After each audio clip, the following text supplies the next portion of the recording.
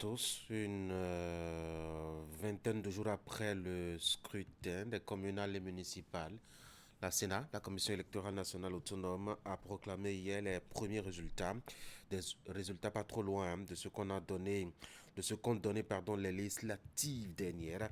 L'Union progressiste, le Renouveau et le Bloc républicain, deux partis de la mouvance, se partagent les 77 communes et municipalités, laissant le parti FCBE les mains vides et une tendance maintenue au boycott du scrutin avec une faiblesse du taux de participation.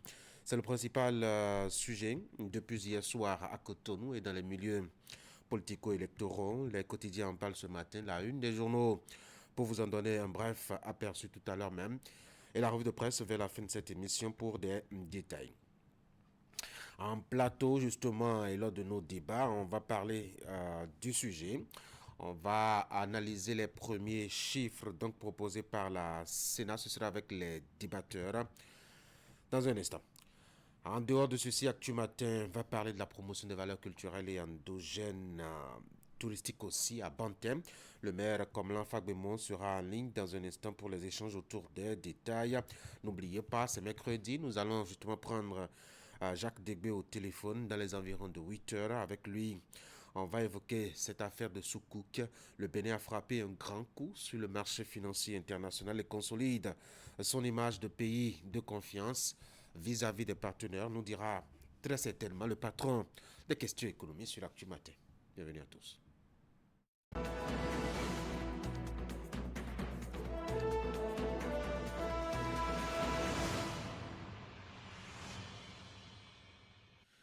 C'est la une des journaux. On va commencer avec Fraternité communale de 2026. La Sénat proclame les résultats définitifs. L'Union progressiste, le Renouveau, 663. Et puis le Bloc républicain, 852, se partagent les sièges des conseils communaux et municipaux. FCBE non éligible pour débat de 10%. Campagne électorale et résultats des législatives dans la 20e circonscription électorale. Les clarifications de l'UPR à Dangbo Centre. Et puis Hermine à Dameno, un engagement au service de l'équité récompensé. Et là, je vous parle d'un portrait. Carnet noir, le monde de la presse s'est en deuil, décès d'un journaliste, précisément de Judikaël Bagiding, lui qui s'est rendu célèbre en bataillant dur contre la maladie. Le quotidien à l'heure entier deuil dans le monde de la presse. Sébastien Agbouta, journaliste et ex-conseiller de la RAC, première mandature n'est plus.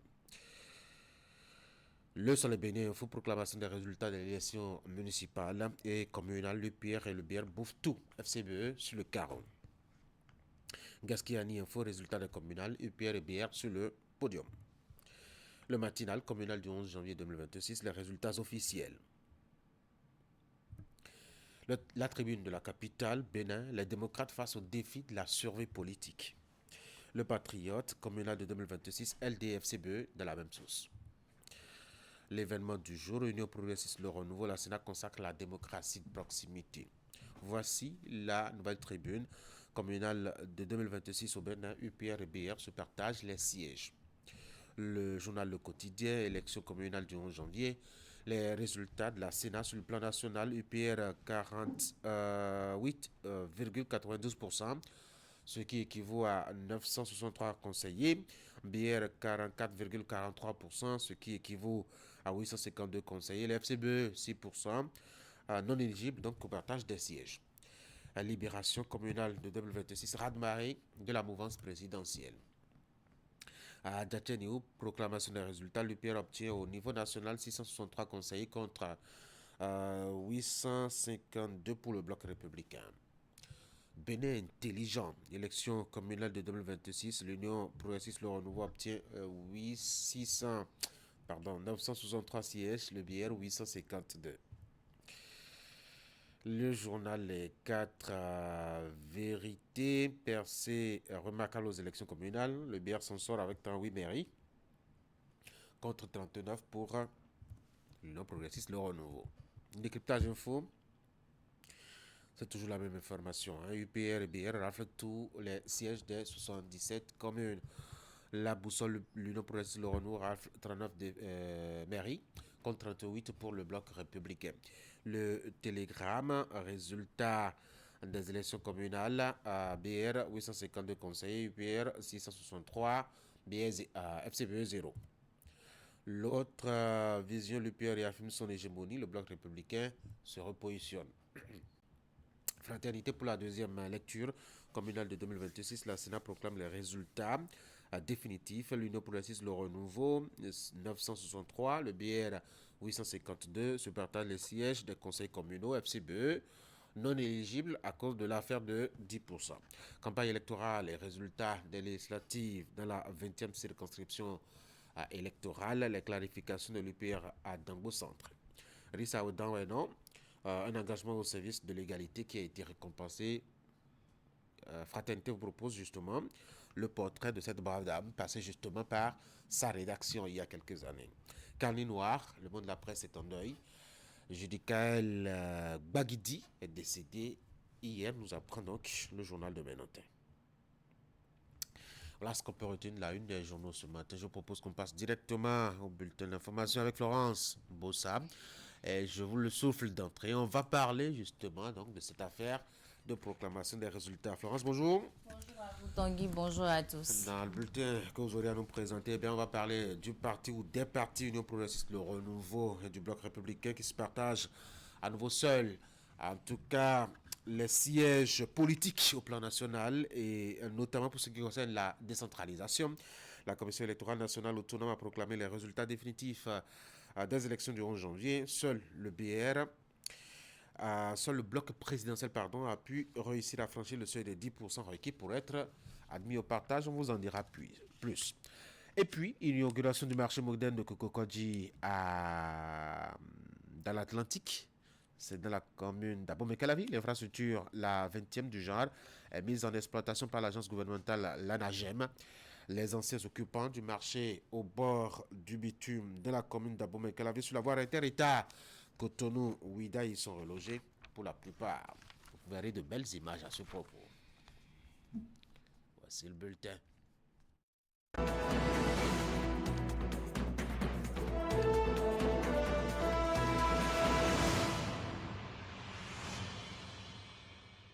On a attendu une vingtaine de jours. Depuis hier, on a désormais fixé. C'est concernant justement les élections communales et municipales du 11 janvier. La Sénat, la Commission électorale nationale autonome, a procédé hier à la proclamation des résultats à son siège.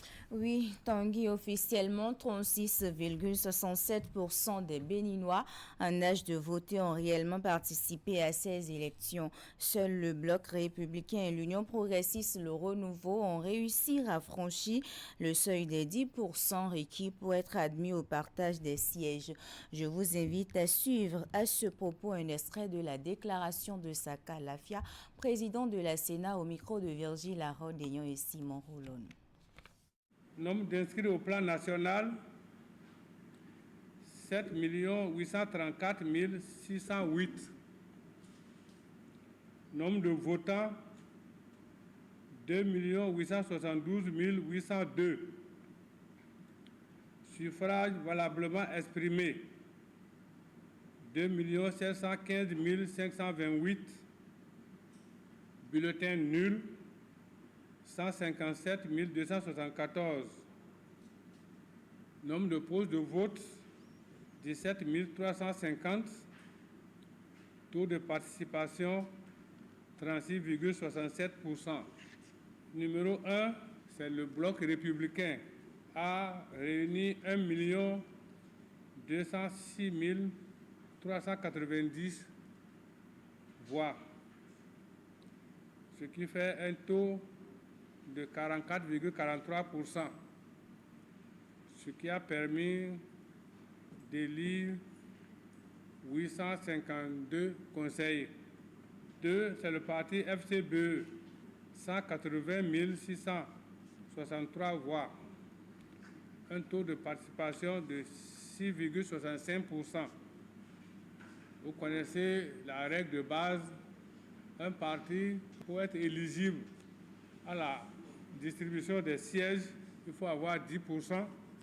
Les FCBE n'ont pas réussi à avoir les 10%.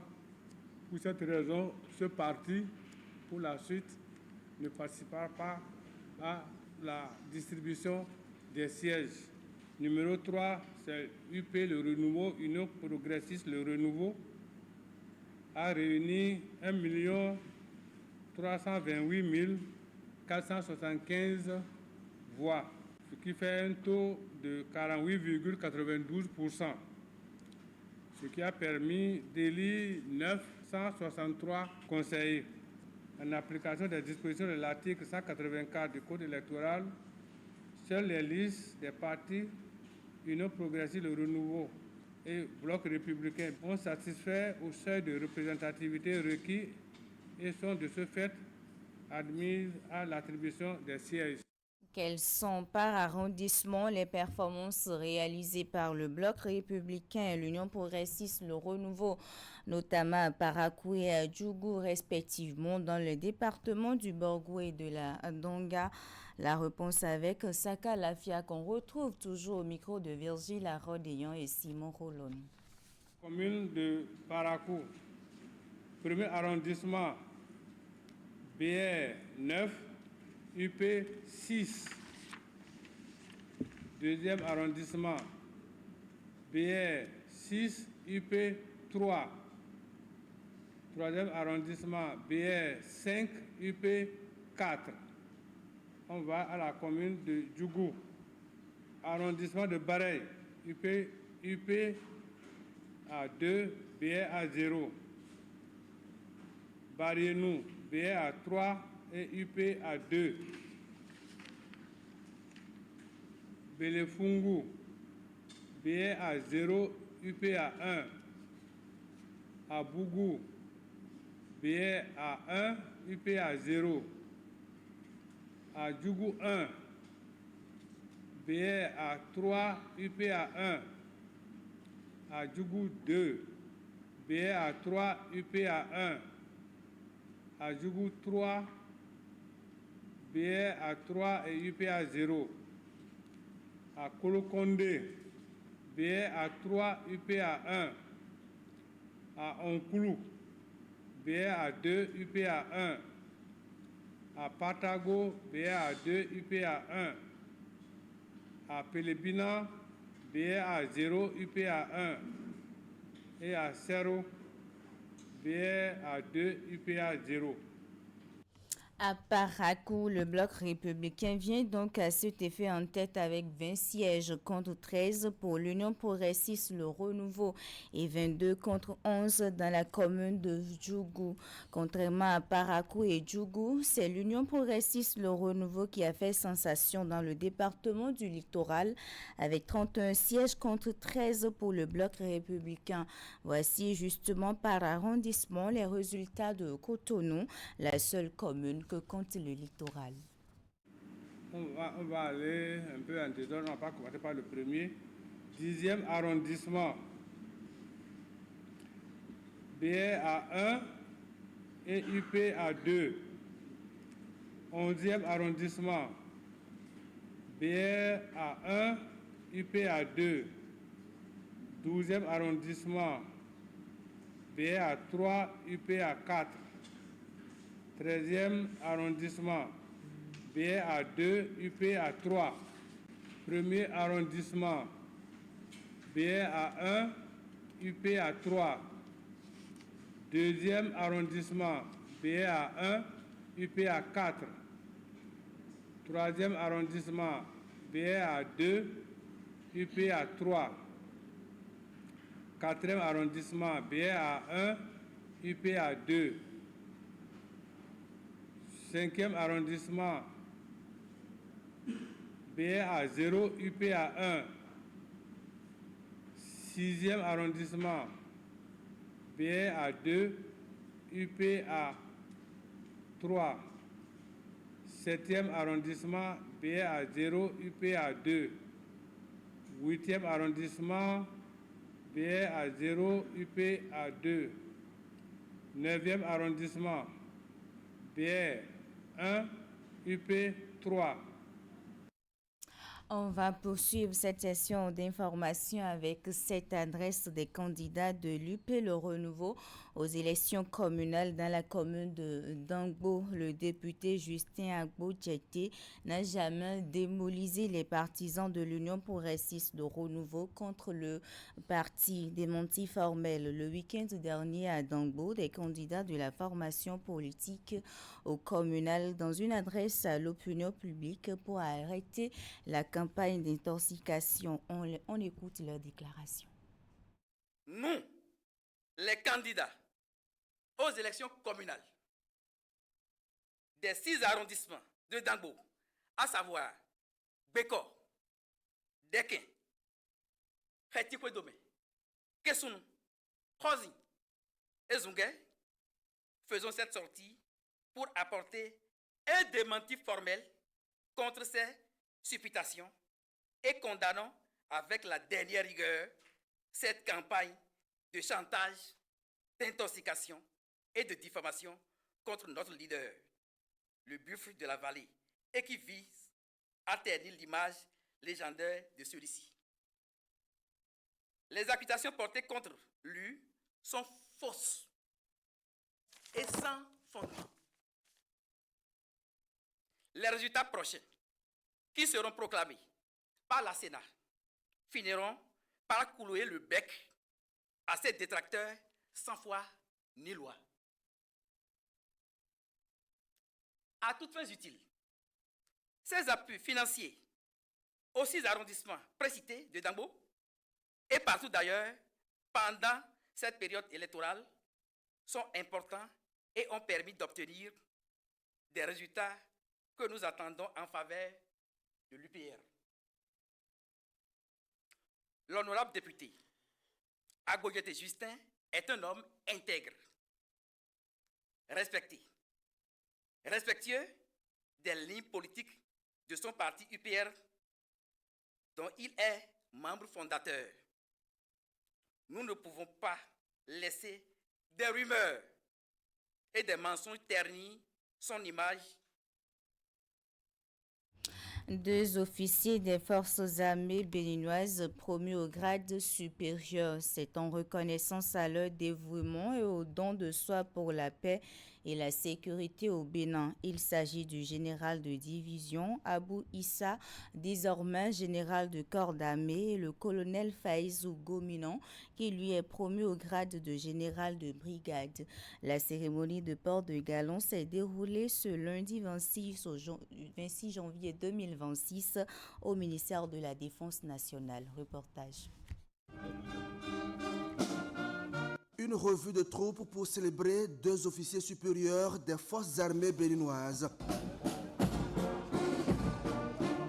L'instant est solennel, empreint de rigueur militaire qui donne le ton d'un instant dédié à l'excellence, à l'engagement et au mérite au sein de l'armée.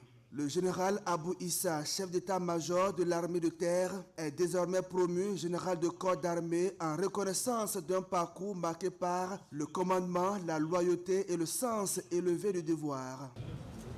À ses côtés, le colonel Faïzou Gominan, le patron de la garde nationale, est élevé au grade de général de brigade. Officier aguerri, il s'est illustré notamment comme commandant de l'opération Mirador, engagé dans la lutte contre le terrorisme au nord du Bénin. Vos promotions sont aussi la reconnaissance des mérites de vos subordonnés. Elles adressent un message à l'ensemble de nos soldats. La discipline, la loyauté et la compétence conduisent à l'excellence.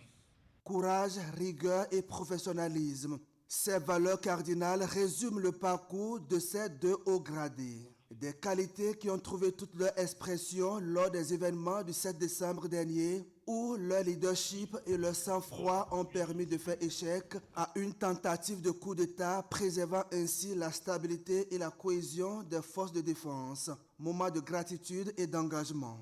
Donc c'est l'occasion pour moi de témoigner dans un premier temps toute ma reconnaissance au président de la République, chef suprême des armées, mais également à tout le peuple béninois en leur témoignant une fois encore ma loyauté qui ne souffrira d'aucune fissuration. À travers ces promotions, la hiérarchie militaire consacre non seulement des hommes, mais aussi une vision.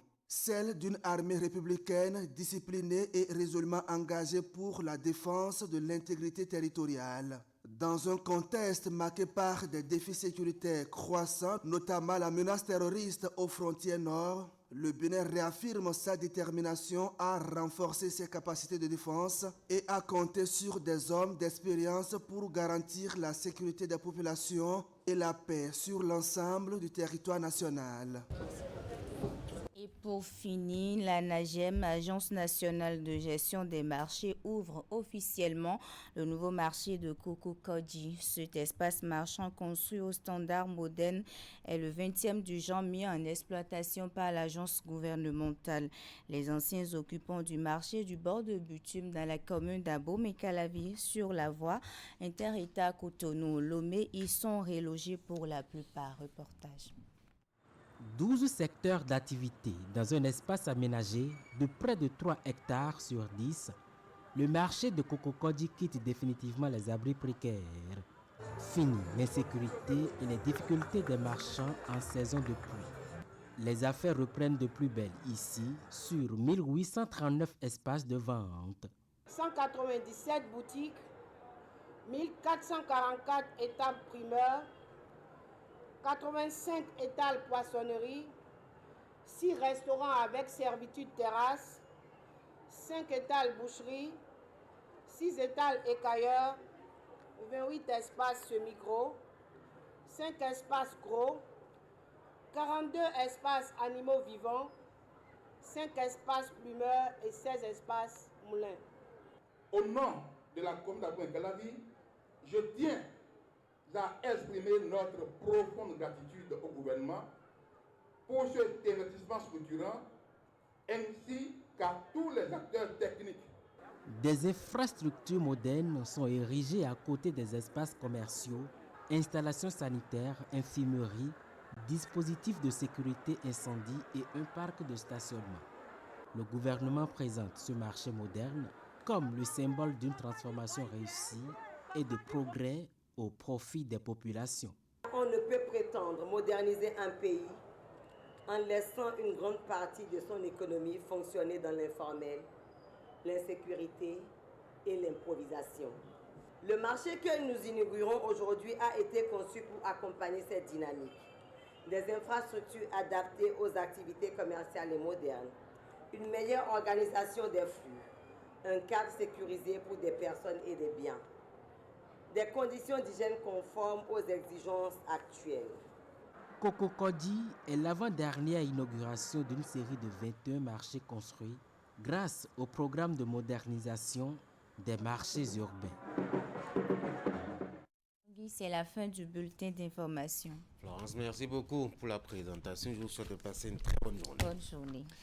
Mesdames et messieurs, de la suite d'Actu Matin, on va prendre la direction de la commune de Banté. Là-bas, on ira donc discuter avec la première autorité communale qui est déjà en ligne. Voici mon premier invité ce matin.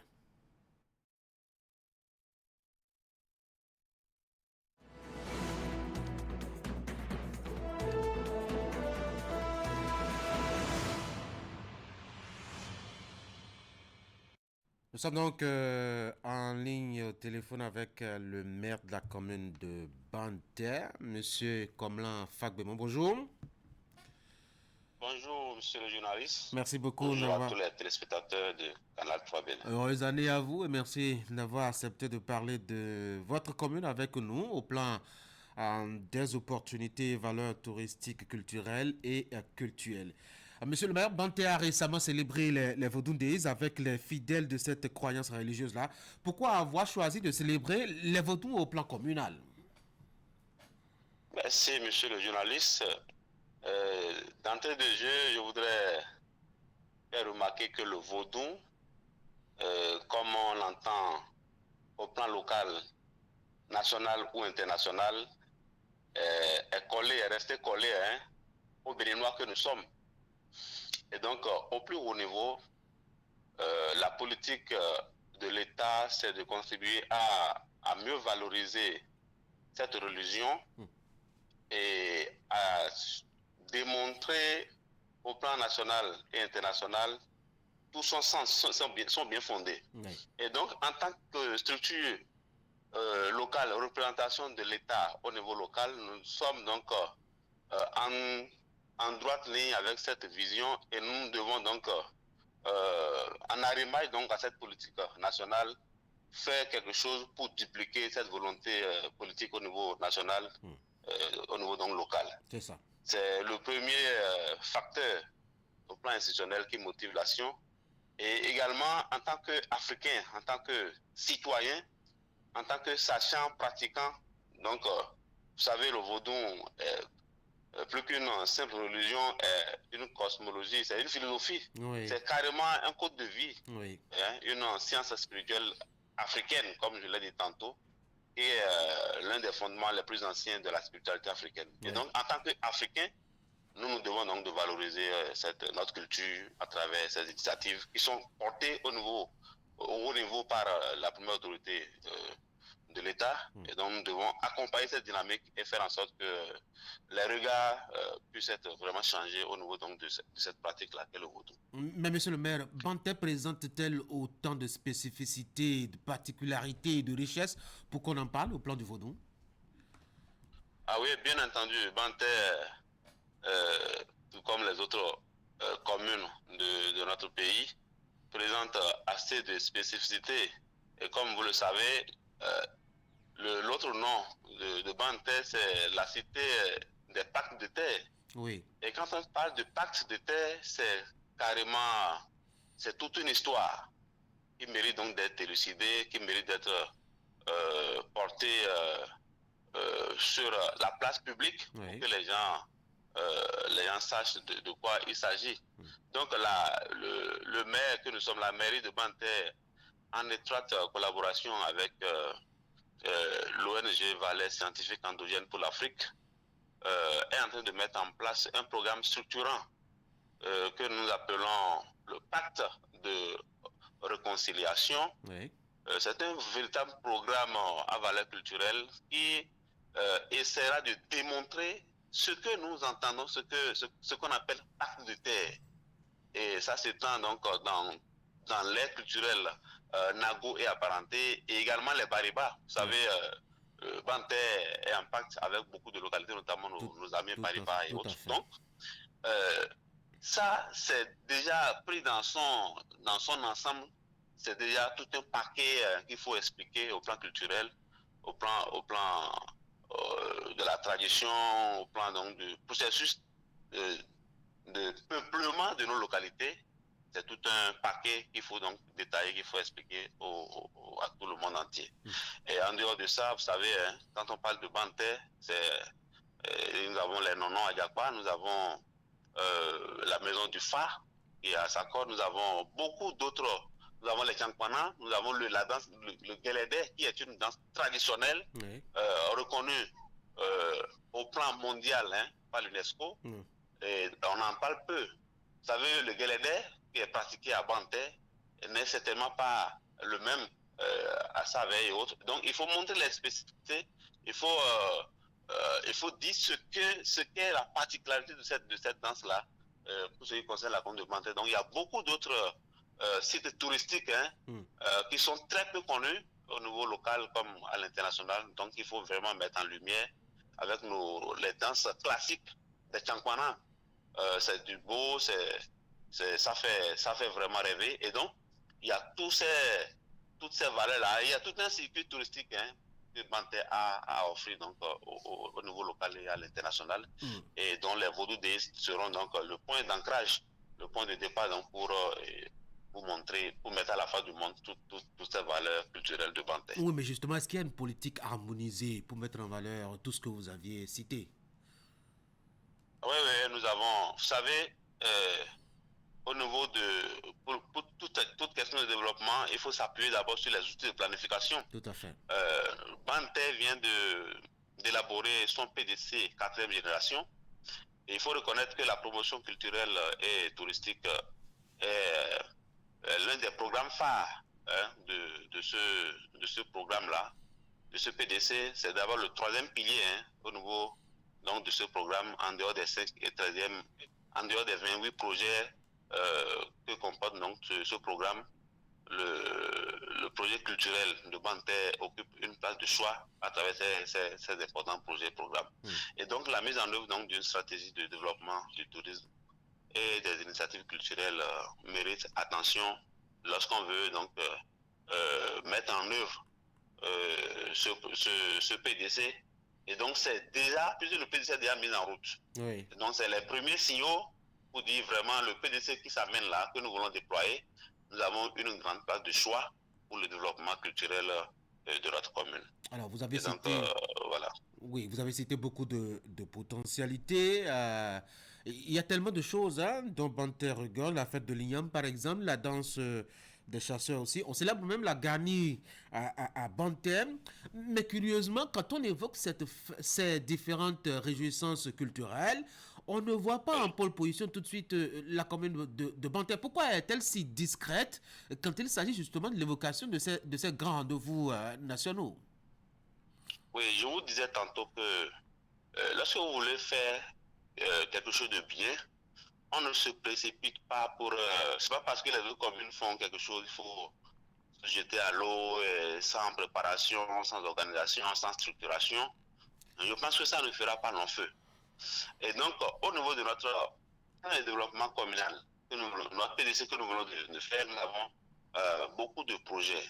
C'est pas qu'il n'y a pas d'initiatives. Vous prenez par exemple, chaque année, nous célébrons ce qu'on appelle Otiboku à Pira. C'est une fête d'envergure qui mobilise même la diaspora du Togo, le Batonou, tout le pays. Il fait autour donc de Otiboku. C'est-à-dire que nous donnons donc à boire aux ancêtres à travers les divinités qui ont conduit à l'installation du peuple Ika de Pira. Si vous voyez. En dehors de ça, nous avons beaucoup d'autres initiatives parcellaires, mais que nous voulons structurer, mettre dans un ensemble à travers le projet de pacte de réconciliation pour essayer donc de mieux structurer les choses. Si vous voyez. Oui. En dehors de ça, nous avons à travers ce programme de pacte-là, nous avons ce que nous appelons le festival Imolé. Le festival Imolé, là, en question, c'est ça même qui est le nom typique de ce que nous appelons pacte de terre.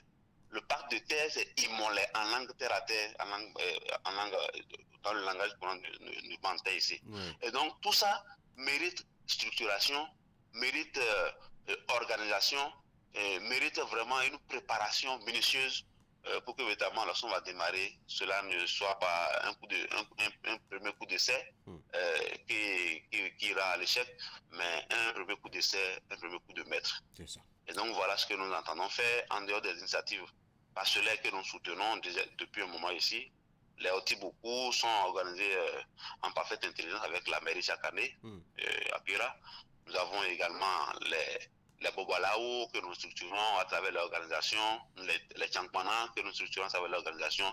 Mais nous pensons que tout ça, il faut véritablement les mettre ensemble, les mamies, tous ceux-là, les adeptes, les jumeaux. Vous savez, les jumeaux ont eu des particularités en Afrique chez nous. Les jumeaux ne sont pas seulement des êtres simples comme nous. Et il y a ce que nous avons attiré au plan culturel, au plan culturel. Tout ça, il faut les mettre ensemble. Et essayer donc de donner une connotation beaucoup plus structurée au plan culturel de la chose pour essayer donc de montrer comment à travers cette structuration on peut développer le tourisme, l'écotourisme, renchérir les initiatives qui sont prises au niveau national. Peut-être que les initiatives au niveau national n'ont pas pris en compte certaines spécificités chez nous et c'est parce que c'est très peu documenté ou c'est très peu mis en lumière. Et donc cela contribuera à renforcer la politique nationale, ce qui se fait aujourd'hui pour vendre très cher le vaudou au plan national et international. Mais monsieur le maire, vous bouclez curieusement, hein, on vous prend au lendemain de la proclamation des résultats des communales, vous bouclez 6 années à la tête de la commune de Banter. Quel aura été votre bilan au plan justement de la promotion culturelle et touristique? Oui, justement, si vous me suivez, vous allez déjà déduire le bilan. Le bilan est les acteurs culturels de Banter ne diront pas le contraire. Nous sommes toujours là, à leur côté, pour travailler à la valorisation de notre patrimoine culturel.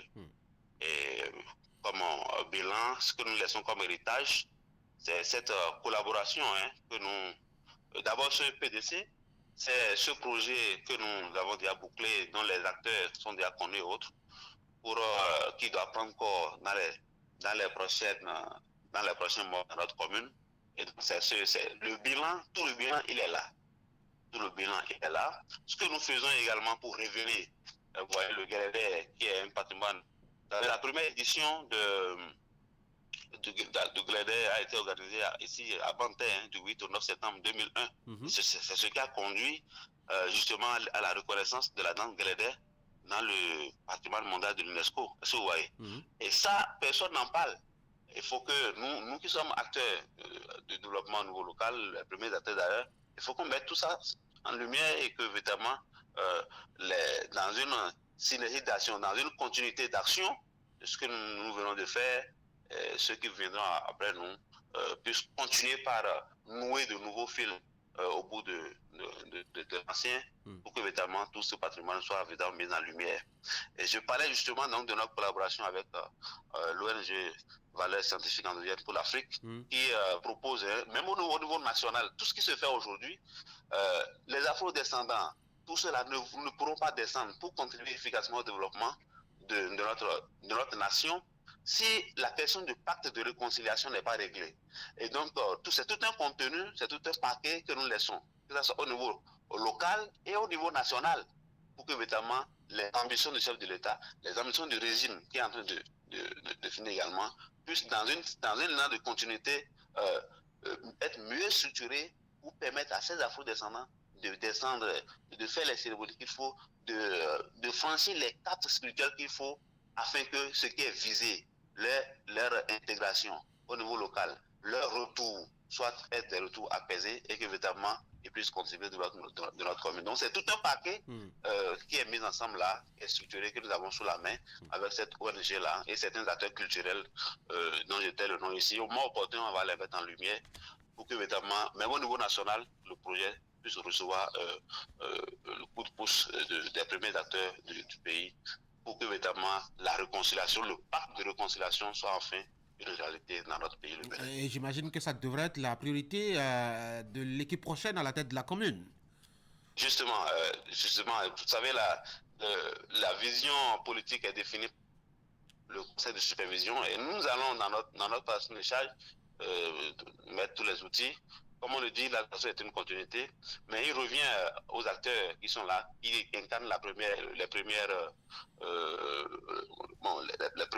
premiers indices ou la motivation d'aller sur telle ou telle piste. Il leur revient de faire le choix. Mais je pense que les outils de développement doivent pouvoir indiquer clairement le chemin à suivre. Et nous pensons qu'ils vont pouvoir continuer sur cette lancée-là. Monsieur Comblan Fagbemi, merci beaucoup d'avoir été en ligne. C'est moi, monsieur le journaliste. Je remercie tous les auditeurs et auditrices de Canal 3 Bénin. Je souhaite une heureuse année à tous les téléspectateurs et téléspectatrices et souhaiter que les Vaudondéistes puissent porter haut l'étendard de notre commune, la commune de Banté, au niveau national et international. Très bonne journée. Merci. Très bonne journée à vous. Merci, c'est moi. Mesdames et messieurs, donc Comblan Fagbemi, le maire de la commune de Banté, sur les sujets liés justement à la promotion culturelle, touristique et culturelle dans la commune. Allez, je vous propose maintenant qu'on passe à l'actualité des sports.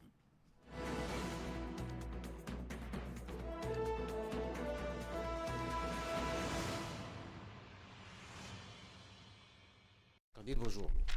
On démarre ce matin par la grande fête du football européen. S'ouvre la 8e journée de l'UEFA Champions League ce soir. Grande soirée foot ce mercredi à l'occasion de la 8e et dernière journée de la phase de Ligue de l'UEFA Champions League saison 2025-2026. La dernière danse de la phase de Ligue qui va permettre de connaître déjà ce soir les 8 équipes qui vont directement se qualifier pour la prochaine étape, le 8e de finale, en attendant d'être rejoints par les équipes qui vont prendre part. Il faut le dire, l'étape des barrages. Bref, 16 rencontres à suivre ce soir dès qu'il sonnera 21h. Le coup d'envoi sera donné sur tous les stades. Il faut le dire, Adias sera face à l'équipe de l'Olympiakos. Arsenal va en découdre avec l'équipe de Kairat Almaty. Sporting Club du Portugal sera en déplacement sur le terrain d'Athletic Club Atlético de Madrid. Va offrir son hospitalité à l'équipe de Bodo Klimt de Borussia Dortmund. Va en découdre avec l'Inter de Milan. Le FC Barcelone reçoit à domicile l'équipe de Copenhague. Pendant ce temps, Real Madrid sera en déplacement sur le terrain de Benfica de Lisbonne. Le club Brugge va en découdre avec l'équipe de l'Olympique de Marseille. L'Eintracht Francfort sera face à l'équipe de Tottenham. Sur la deuxième partie du tableau, le Bayer Leverkusen sera face à l'équipe de Villarreal. Liverpool va défier le FC Karabakh. Manchester City sera opposé à l'équipe de Galatasaray. La Juventus de Turin va en découdre avec l'équipe de l'AS Monaco. Napoli va disputer les unités avec Chelsea. Pafos va défier l'équipe de Slavia Prague. Newcastle sera face à l'équipe championne en titre, le Paris Saint-Germain. PSV Eindhoven sera face à l'équipe de Bayern de Munich. Union Saint-Gilloise va en découdre avec l'Atalanta Bergame. Tanguy, 16 rencontres à suivre ce soir. Dès qu'il sonnera 21h, beaucoup de confrontations. Plusieurs seront au cross d'attention. Oui, bien évidemment, on aura les grosses équipes traditionnelles dont on va regarder les rencontres qui sont d'ailleurs même en difficulté, en tout cas par rapport justement aux 8 places réservées pour la qualification directe. Et quand je dis ça, je pense au FC Barcelone. Oui, qui est actuellement en 9e position. Qui est actuellement en 9e position, qui quand même pourrait avoir sa chance en tout cas d'intégrer le top 8 afin de s'éviter les barrages. On va observer aussi le PSG, parce que justement ces derniers temps, le club de la capitale française n'est pas en très bonne santé. D'ailleurs, il s'en est sorti avec une défaite à la 7e journée, ce qui l'a fait d'ailleurs dégringoler, alors même que l'équipe était quand même sur une belle lancée depuis mettons le début de la saison, bien évidemment. Cela est issu de sa belle forme et de sa belle prestation de la saison dernière. D'ailleurs, même, ils ont été éliminés, je crois, en 16e de finale, de la Coupe de France, ce qui a été vraiment cataclysmique. Donc, on va observer de près, justement, l'équipe dirigée par Luis Enrique. On va voir ce que ça va donner. Il y a Real aussi Madrid qui sera le sur Real le aussi. terrain de Benfica. C'est un déplacement périlleux, ça il faut le dire. J'espère véritablement que les merengues auront le mental pour, mettons, affronter justement cette équipe des benfiquistes. Surtout avec tout ce qui se passe au Real actuellement. Absolument, l'instabilité au niveau de la tête du club, les humeurs dans le vestiaire, etc. Et les mauvaises prestations au plan donc, je dois dire, national, avec l'élimination de la Coupe du Roi par une petite équipe, je crois, de la 3e ou 4e division espagnole. Donc, il y a tout ça qui pourrait, ma foi, je dois dire, affecter un peu la prestation des merengues ce soir. Mais on va espérer en tout cas que le club confirme sa grandeur avec justement cette sortie-là. Parce que ça peut lui être très préjudiciable, une défaite à l'occasion. Oui, parce qu'il y a des équipes qui sont au bas du absolument, top 9, qui sont immédiatement là, qui pourraient rapidement remonter dans le top 8.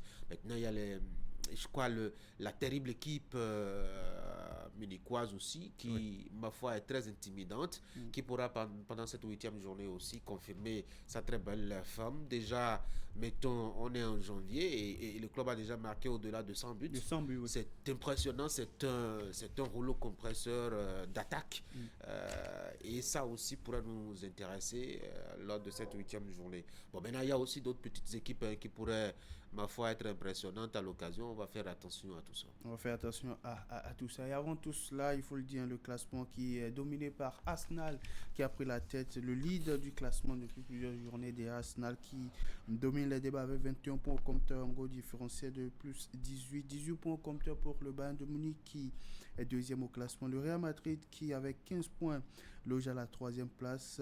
Liverpool qui compte autant de points est 4e. Tottenham 5e avec 14 points. Un point de moins pour le Paris Saint-Germain, Newcastle, Chelsea qui viennent respectivement en 7e, 8e et bien entendu 6e place pour l'équipe du Paris Saint-Germain. Quand on descend au bas du classement, en dernière position, on retrouve l'équipe de Kairat Almaty qui garde la lanterne rouge avec un point au compteur après 7 différents matchs disputés. Avant-dernière place pour l'équipe de Villarreal qui compte autant de points au compteur. Pendant ce temps, Slavia Prague est 34e au classement. L'Eintracht Francfort qui garde la 33e place sur le classement. Prenez le rendez-vous, c'est à partir de 21h pour suivre toutes ces affiches comptant pour la 8e et dernière journée de la phase de Ligue de l'UEFA Champions League saison 2025-2026. On s'intéresse maintenant aux dames et là on revient au plan national pour parler des nôtres. Les Amazones du Bénin entrent véritablement dans la phase active de la préparation des éliminatoires de la double confrontation justement qui entre dans le cadre du 3e tour des éliminatoires de la Coupe du Monde féminine des moins de 20 ans où elles seront face à leurs homologues de l'Égypte. Eh bien, une double confrontation qui pointe à l'horizon après donc avoir éliminé leurs homologues de la Guinée au tour précédent avec une double victoire 5-1 à domicile et 4-3 à l'extérieur. Romaine Gandonou et ses coéquipiers sont désormais tournés vers le prochain challenge et sur les installations du stade Général Mathieu Kékou de Cotonou depuis lundi dernier.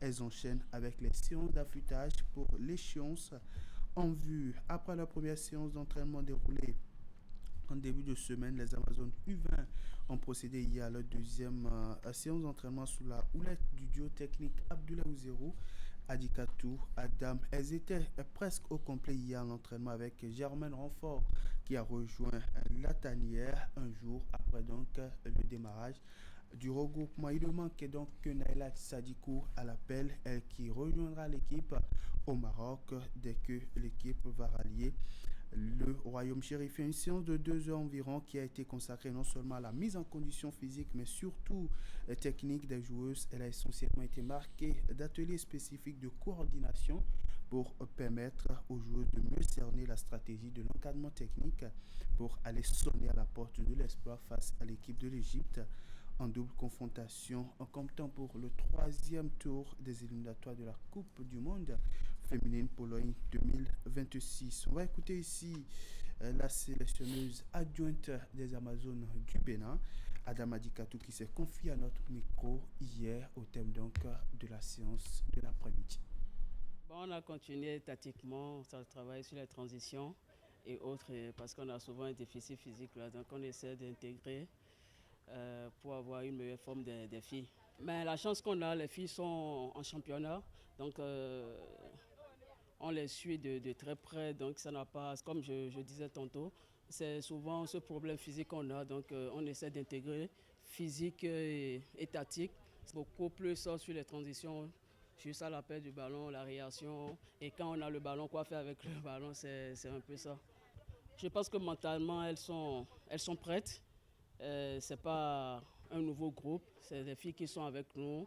Ça fait un moment, donc on a juste des nouvelles têtes et qui ne sont pas nouvelles en tant que telles parce que, comme je le disais, c'est des filles qu'on avait dans notre base de données et qu'on suit au cours de championnat et on a trouvé que la forme, ça peut aider pour cette compétition.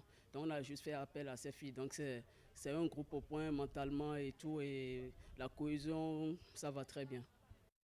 La cohésion se déroule très bien, surtout l'intégration des nouvelles têtes qui rejoignent l'effectif, il faut le dire, au niveau de ces équipes de catégorie d'âge. Quelques mois suffisent pour que les filles passent l'âge. Et là, au sein du groupe des U20, depuis quelques années déjà, on a droit à un changement d'effectif et surtout de tête au sein de l'équipe. Après donc les récentes échéances, cette fois-ci pour préparer cette étape des éliminatoires, cette étape de la course vers le prochain mondial des moins de 20 ans. Il faut le dire, le staff technique a dû se référer, a dû faire recours justement à un remaniement de l'effectif avec l'intégration de près d'une demi-douzaine de joueuses qui rejoignent l'effectif en vue donc de mieux affûter les armes pour aller en découdre avec les Égyptiennes pour le compte de ce troisième tour des éliminatoires. Et que ressentent les principales actrices, celles qui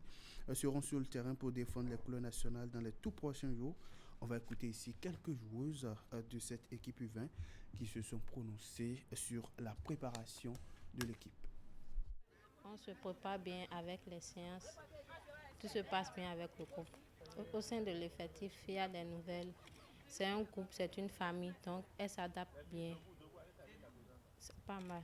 Et bien sûr que le groupe, on a la chance pour gagner l'Égypte parce que les coachs, le staff met tout en place pour qu'on aille bien pour jouer le match. Très content, très honoré d'être parmi cette poignée de personnes qui sont là pour défendre les couleurs du Bénin. C'est ma première sélection en U20. Nous sommes à notre deuxième séance. Ça s'est bien passé, il y avait l'ambiance. On a essayé de se donner à fond. Je crois qu'on est focus sur l'objectif. On va essayer de travailler au jour le jour pour obtenir cette qualification. Depuis le début, ouais, l'ambiance elle est bonne. On s'amuse ensemble sur le terrain, c'est free et même à l'hôtel là-bas, tout se passe bien. Peu importe ce qu'on fait, on doit être concentré parce qu'on a un objectif à atteindre. Tout le pays a le regard rivé sur nous, donc on n'a pas droit à l'erreur, on n'a pas le droit de s'amuser. On doit toujours être focus sur l'objectif. Au cours de cette deuxième séance d'entraînement déroulée sur les installations du stade général Mathieu Kékou de Cotonou, vous allez le voir sur ces images, la bande Abdoulaye Ouzerou a reçu la visite inopinée de la présidente de la commission du football féminin de la Fédération béninoise de football, Chantal Ahi, qui est allée au chevet des Amazones U20 ce mardi pour échanger quelques minutes avec elle et leur prodiguer quelques mots d'encouragement aux joueuses justement à quelques jours de leur départ pour le Maroc où l'équipe ira s'acclimater avant de rallier la capitale égyptienne pour la manche aller de la double confrontation face à l'équipe de l'Égypte, comptant pour le troisième tour des éliminatoires de la prochaine Coupe du Monde. On écoute ici un extrait des échanges de la présidente Chantal Ahi avec les joueuses. Beaucoup de sérénité, surtout pour nous, pour les encadrants, comme que pour vous les joueuses, parce que vous avez besoin d'être sereine pour aborder les différentes compétitions sans complexe. Ça, on connaît cette phrase-là déjà. Jouer sans complexe, vous êtes 11, elles sont 11. On connaît ça déjà, hein? Ça fait quelques années qu'on dit ça. Bon, vous avez beaucoup travaillé ces dernières années et on vous sollicite encore. Je suis juste venue vous saluer, vous dire bonne année et surtout, je me suis un peu cachée dans le coin pour voir pour voir la forme un peu. J'avais échangé aussi avec vos encadreurs, avec les coachs, pour savoir comment il y a le moral, comment est-ce que l'équipe est prête et tout. Je suis venue juste au nom de la fédération vous dire qu'on vous suit. Je ne pourrai malheureusement pas être au Caire avec vous pour le 6, mais je vous attendrai à Lomé le 13. Et donc, le cœur battant, le 6, je serai posée là à voir comment vous allez travailler. Mais je sais que vous allez travailler sans complexe, hein, parce que vous avez l'habitude maintenant, nous ne sommes plus exactement des nouvelles sur le gazon. Vous avez beaucoup évolué. Vous avez beaucoup évolué grâce à votre travail, grâce à l'endurance et puis grâce au conseil et à tout ce que l'État aussi met en place, y compris la fédération, pour pouvoir nous accompagner dans le football. En tout cas, on va continuer d'avancer, continuer de vous encourager, de vous soutenir. C'est pour ça que je suis là et on va dire un grand bond pour toute l'équipe. Et après, on dit merci au coach et à tout le staff qui vous accompagne. Rendez-vous le 6 février prochain pour la manche aller de la double confrontation avec l'Égypte pour les Amazones U20 dans le cadre de cette étape des éliminatoires comptant pour la prochaine Coupe du Monde et le 13 février à Lomé au Togo pour la manche au retour. Il faut le dire, pour rappel, la manche aller va se dérouler au Caire En Égypte, on change de discipline à présent handball. Les Guépard handballeurs ont enfin décroché leur premier point à Kigali. Il leur a fallu la deuxième sortie de la sélection nationale à la Coupe du Président de la 27e édition de la CAN Senior Homme pour voir Simbia Sankara et ses coéquipiers disent il faut le dire, disent un mot qui va attirer les attentions. Assez après plusieurs revers enregistrés face au Diable Rouge du Congo ce mardi, comptant pour la deuxième journée pour les Guépards dans le cadre de la Coupe du Président. Une équipe qui compte désormais 22 apparitions en phase finale de la compétition. Les Guépards ont livré une performance de haute lutte pour tenir en échec leurs adversaires. Un adversaire qui les avait déjà battus en début de compétition avec 4 unités de plus. Mais cette fois-ci, la sélection nationale a refermé les trous et apporté du répondant pour quand même faire un résultat. Et au coup de sifflet final d'un match laborieux, les hommes de Basile Pinto sortent avec un point, il faut le dire, au bout d'un score nul de 27-27. On écoute ici le sélectionneur, le technicien français Basile Pinto. Un match nul qui est pour nous synonyme de victoire parce que, comme d'habitude, on démarre mal la première mi-temps. On court après le score. Je fais trembler un peu les murs à la mi-temps. On recadre un petit peu les choses et les garçons, ils ont quand même beaucoup de cœur parce que ça fait une semaine et demie qu'on est en compétition. Ils sont très fatigués. Et je pense qu'aujourd'hui, c'était nécessaire qu'à la mi-temps, il s'est passé ce qui s'est passé. Je pense que c'était nécessaire pour qu'il y ait un groupe qui se crée un peu plus encore. On avait perçu qu'il y avait un groupe qui était en train de se former. Mais là, il s'est encore plus reformé, il s'est un peu plus regroupé. Il y a des joueurs qui se sont montrés ce soir qui étaient vraiment très intéressants. Je pense à Renaud, je pense à Rafiou, qui ont fait un match extraordinaire. Donc pour nous, oui, c'est un synonyme de victoire parce qu'on prend enfin des points. Dans 2 jours, on joue le Kenya.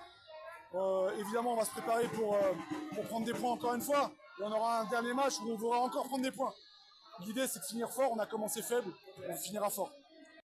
Poursuivre sur la même dynamique et puis pour la prochaine sortie face au Kenya, prendre encore des points pour quand même espérer terminer parmi ces équipes qui vont rejoindre le dernier carré. On veut donc de terminer, pourquoi pas, au pied ou sur le podium de la Coupe du Président. Allez, on va changer de discipline pour boucler le tour d'horizon sportif de ce matin. Le week-end, les pongistes étaient en compétition autour de la table de tennis. Ils ont compéti à l'occasion de l'édition 2025 de la Coupe du Printemps chinois organisée par le Centre culturel chinois avec la collaboration de la Fédération béninoise de tennis de table. La compétition s'est déroulée dimanche au siège du Tennis Club Tambusson à Boumé-Calavi. À l'instar des précédentes éditions, la compétition a réuni cette année près d'une centaine de pongistes béninois et chinois dans les catégories de jeunes et seniors. On va suivre ici les précisions. Quelques mois après le championnat national, les passionnés du ping-pong font des retrouvailles autour de la Coupe du Printemps chinois. Un tournoi annuel de tennis de table qui renforce les liens sino-béninoises, mais qui permet également aux participants de renouer avec la chaleur des compétitions. Durant toute une journée, les pongistes de moins de 11 ans, de moins de 18 ans, les seniors ainsi que les vétérans participaient à une compétition passionnante et conviviale. Elle a davantage renforcé le brassage entre les athlètes locaux, membres de la Fédération béninoise de tennis de table et les ressortissants chinois vivant au Bénin. Ce qui a donné droit à de belles parties au niveau des différentes. Il y a le tennis de table, mais c'est ça le plus important, que vraiment on sente que ce sont 2 peuples et qui ont beaucoup de choses en commun, et notamment cette discipline, le tennis de table. Bon, mais au Bénin aussi, on essaie de faire notre petit bonhomme de chemin. Et donc, c'est une belle histoire, une belle aventure qui se poursuit, je vais dire. Pour le compte de cette édition de la Coupe du Printemps chinois, c'est l'équipe béninoise qui s'adjuge le Graal au niveau des matchs par équipe, tandis que chez les vétérans, Brunel Avodagwe s'impose. Chris Amandi et Ornel Kossuko se partagent les trophées. De leur côté, les champions nationaux ont tenu leur rang au niveau des seniors. J'ai rencontré les adversaires qui étaient un peu difficiles. Tu devant moi depuis les phases de huitième de finale, mais j'ai pu imposer le jeu et j'ai gagné. C'est une fierté, déjà parce que l'adversaire que j'ai rencontré, il m'avait déjà battu une fois à la fin d'un camp. Il m'avait battu. Déjà, c'est une revanche pour moi, vraiment, de gagner ce match contre lui. Et on a un résultat fructueux. Je tiens à remercier la Fédération du tennis table du Bénin et le Temple du Son et tous les journalistes, tous les organisateurs, tous les batteurs. Ce sont les mieux illustrés au cours de cette édition 2026 de la Coupe du Printemps chinois sont repartis avec des médailles de leur rang respectif, des trophées et d'autres récompenses. Un tournoi qui, sans nul doute, a servi de mise en jambe pour les pongistes qui vont défendre les couleurs nationales dans les toutes prochaines semaines au championnat du monde de tennis de table à Londres. Voilà, donc ça sera tout pour le sport ce matin. Merci beaucoup à vous, Candide, pour la présentation donc, de la page des sports. On aura eu droit à beaucoup de disciplines. Vous avez parlé de handball, vous avez parlé de tennis aussi, oui. Vous avez parlé des femmes, vous avez parlé des hommes. Ça fait un peu de tout. Merci pour cette diversité-là. Je vous souhaite de passer une très bonne journée. Merci et à la semaine prochaine. À la semaine prochaine, Candide, portez-vous bien. Mesdames et messieurs, il nous reste à faire dans ce numéro d'Actu Matin. À la fin, vous aurez la revue de presse. Tout à l'heure, ce sera justement un retour en détail sur le principal sujet politique depuis hier. Il s'agit de la proclamation des résultats des communales et municipales par la Commission électorale nationale autonome. Les journaux en ont largement parlé ce matin. Vous avez certainement suivi la une des journaux, essentiellement dominée par l'affaire. On va aussi avoir droit à notre moment de discussion qui va justement se pencher sur les premiers chiffres proposés par l'instance en charge d'organisation des élections au Bénin. Les conseils communaux et municipaux sont partagés désormais entre deux partis politiques, exactement comme l'Assemblée nationale. On dira à deux mots à ce propos, d'abord au sujet des chiffres et surtout l'implication que cela peut avoir justement dans la gestion de la décentralisation sur les 7 prochaines années. Avant cela, on va avoir droit aussi à notre magazine du jour. On va parler un peu des forgerons et de leur secret de maîtrise du fer à travers le temps. On ira voir les Routondi, c'est la famille, la collectivité spécialisée dans la manipulation du fer de la commune d'Abomey, sinon dans la cité historique d'Abomey. On ira faire donc un tour pour le voir à l'œuvre. Avant tout cela, voici la page économie avec Jacques Débé.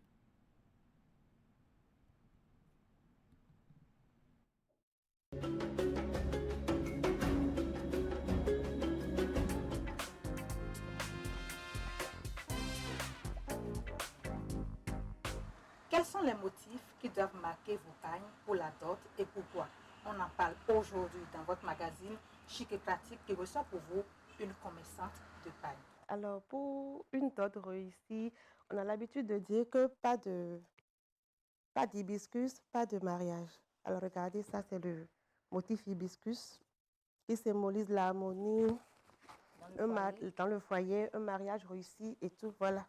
Nous nous invitons dans vos cuisines aujourd'hui. Je suis à la cuisine et à une étape de la cuisson, je me rends compte qu'il y a beaucoup de sel dans le repas. Comment y remédier?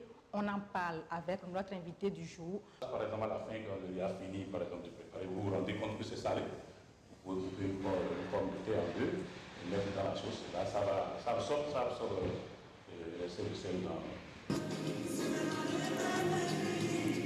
Comment réussir la salsa? C'est le thème de ce numéro de votre magazine Chic et Pratique. Il faudra constater qu'il y a les mouvements qui varient en fonction des hommes et des dames. Les hommes ici, nous allons les appeler les cavaliers et les dames les cavalières.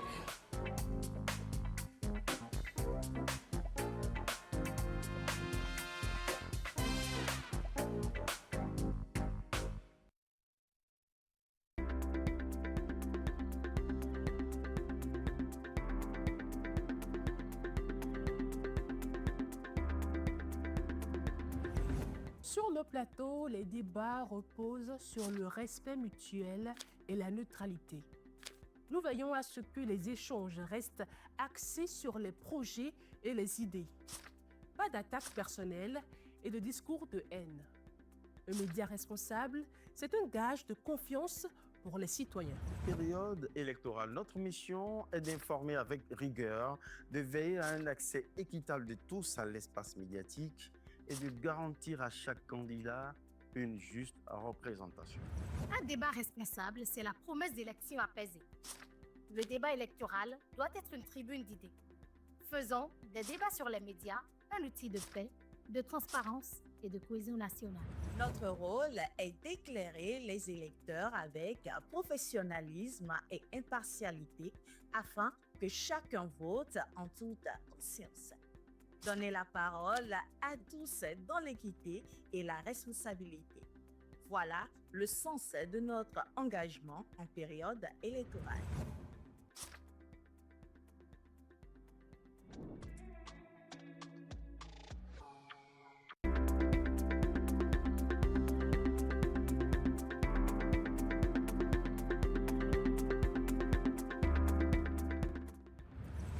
Sur nos plateaux, les débats reposent sur le respect mutuel et la neutralité. Nous veillons à ce que les échanges restent axés sur les projets et les idées.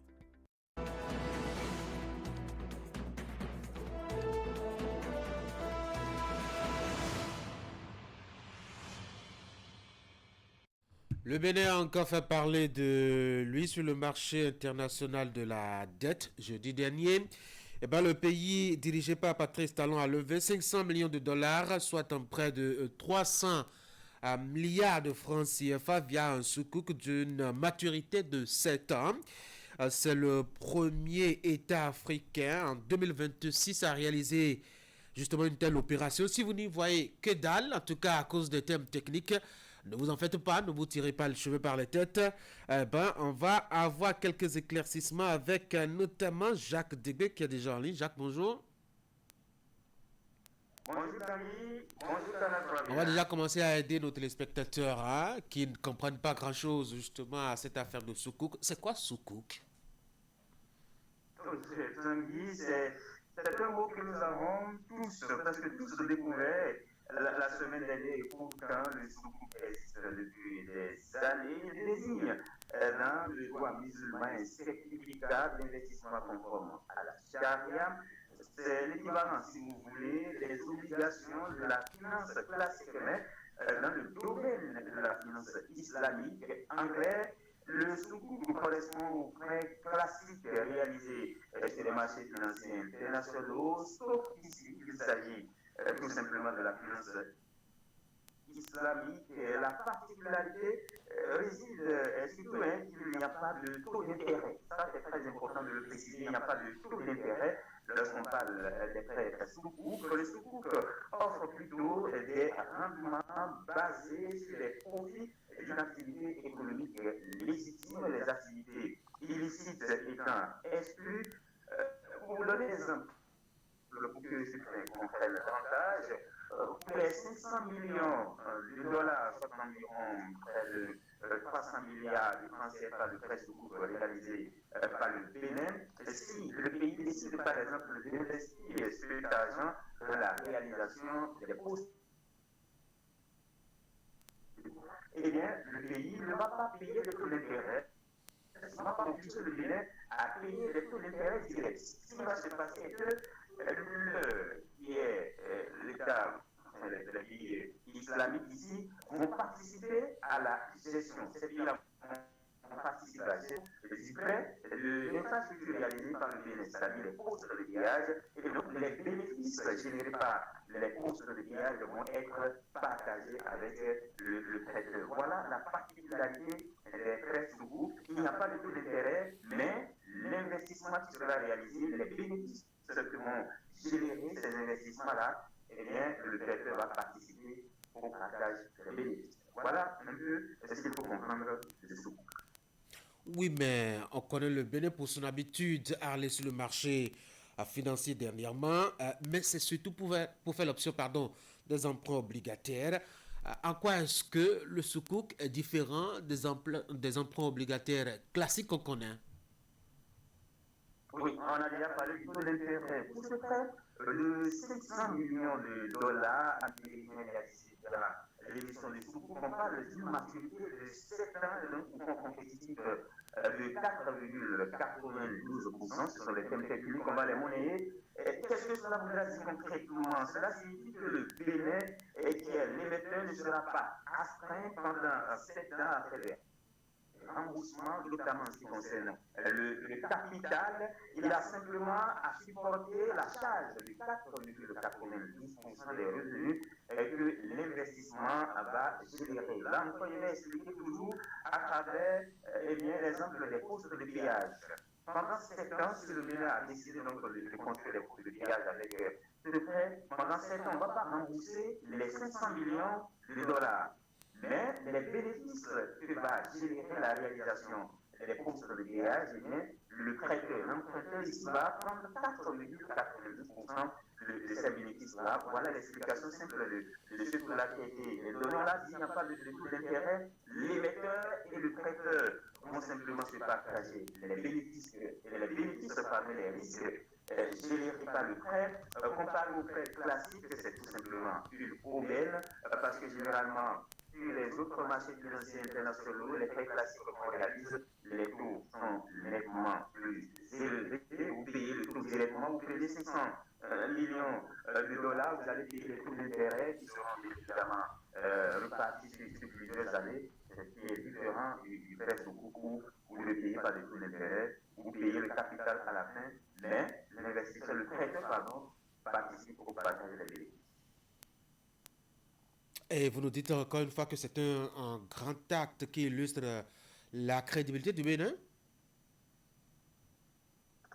Oui, il faut préciser que le Bénin doit le mettre à réaliser la maturité de son euro existant jusqu'en 2038 pour un montant total de 350 millions de dollars, ceci afin de lisser son profil de remboursement et de réduire la pression à court terme sur les finances publiques. Et cette double opération structurellement traduit la volonté des autorités de ne pas dépendre d'un seul canal de financement dans un contexte où les investisseurs internationaux se montrent plus sélectifs et où les coûts d'emprunt restent élevés pour les pays africains. Le Bénin cherche ainsi à consolider sa crédibilité financière tout en élargissant son accès aux capitaux. Mieux, l'opération marque un renforcement stratégique des relations financières entre le Bénin et les pays du Golfe.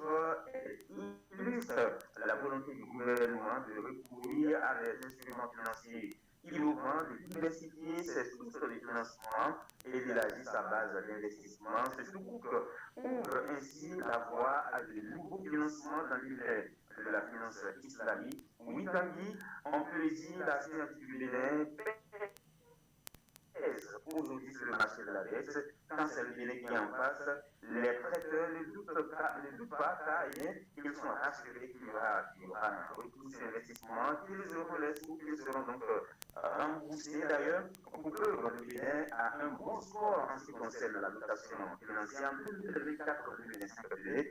Le pays est noté B+ par Fitch, B1 par Moody's et a été relevé à BB- par Standard & Poor's avec une perspective positive ou stable selon les agences, confirmant donc sa position parmi les meilleurs risques souverains de la zone du royaume économique et monétaire ouest-africaine. On rappelle au passage que la notation financière est l'appréciation par une agence de notation financière du risque de solvabilité financière d'une entreprise, d'un État ou d'une collectivité publique, en clair, la capacité à rembourser la dette.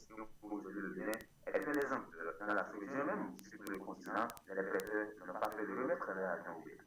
Bravo donc à Cotonou qui arrive à décrocher, je dois dire, de belles dettes à l'international. Mais attention aussi, il faut avoir un œil sur le tableau de bord, notamment pour ce qui concerne les seuils qu'il ne faut pas dépasser en matière d'engagement de dette. Il y a des principes communautaires que le Bénin a signé, qui lui impose de rester dans une certaine marge. Est-ce qu'on est toujours, je dois dire, dans les normes requises en la matière, Jacques? Oui, c'est un débat qui se fait souvent dans l'opinion publique, parce qu'il faut le reconnaître, le Bénin est régulièrement présent ces dernières années sur le marché de la dette et beaucoup commencent par s'inquiéter sur les risques de surendettement, mais je dois vous rassurer notre pays respecte les normes communautaires. Nous sommes dans l'espace UEMOA où la norme est de 70% de taux d'endettement comparé au PIB, le produit intérieur brut. Aujourd'hui, le Bénin tourne autour de 53, 54%, tout à moins de 55% en ce qui concerne le taux d'endettement. On est donc moins très loin du taux de 70% qui est la norme communautaire au niveau de l'UEMOA. On ne couvre donc pas jusqu'ici un risque de surendettement, même si quand on prend la dette en valeur absolue, eh bien, elle est très élevée. Aujourd'hui, le Bénin tourne autour de 9 000 milliards de dettes publiques. Quand le régime de la rupture prenait le pouvoir en 2016, le Bénin tourne autour de 1 000 milliards. Aujourd'hui, le Bénin a beaucoup évolué en ce qui concerne la dette. On est donc autour de 9 000 milliards comme ici, mais cela ne veut pas dire que le Bénin est surendetté. Le Bénin respecte les normes communautaires et comme on l'a dit précédemment aussi, la signature du Bénin pèse sur le marché de la dette. Quand c'est le Bénin en face, il n'y a pas de souci, tout le monde sait que ça va se faire et on remet l'argent. Il y a également la solvabilité qui fait que les prêteurs font confiance au Bénin. On sait que le pays va finir par rembourser, même si ça pèse parfois sur les citoyens parce que, quoi qu'on dise, ce sont les taxes que nous payons, les impôts, ce sont les Béninois, le dernier des Béninois, où qu'il soit, c'est le Béninois qui n'ont pas payé ces dettes.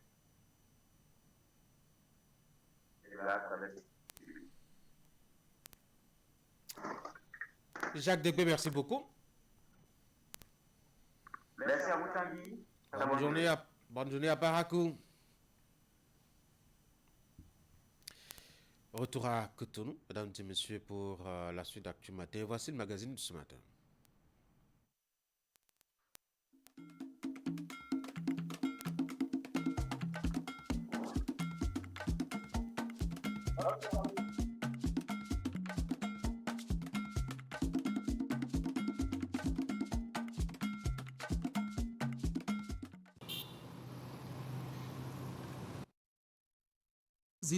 Bomé, le plus célèbre de la ville historique du centre Bénin. Un quartier rendu très populaire par une collectivité tout aussi célèbre qui s'y est établie depuis la nuit des temps. Il s'agit des Rontons, plus grands.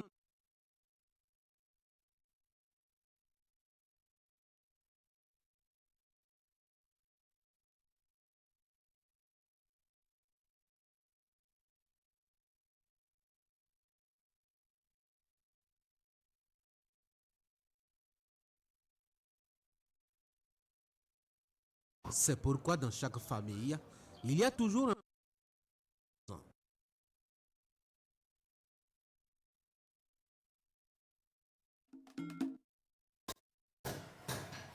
La forge est organisée en plusieurs ateliers, dans un espace d'entre 10 et 12 mètres carrés environ.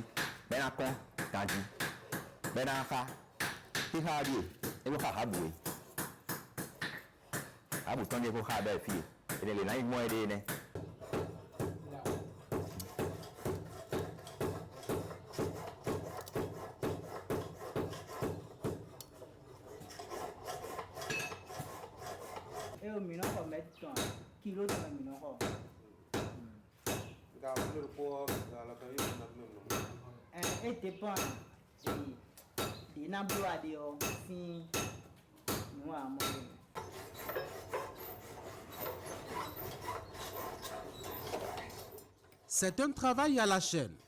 On peut l'engager tout seul, ce qui oblige à parcourir l'ensemble des ateliers nécessaires à la fabrication de l'objet. Parfois, on peut aussi s'entendre et faire le travail en équipe, avec d'autres personnes avec qui on partage les charges et les bénéfices à la fin.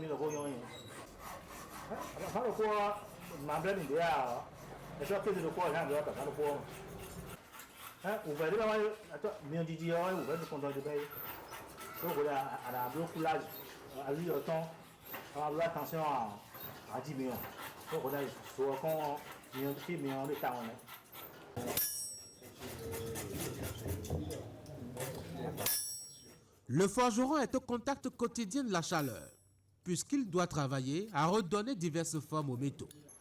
Cela passe par une première étape de la formation du prototype de l'objet à fabriquer et du choix de la matière à utiliser.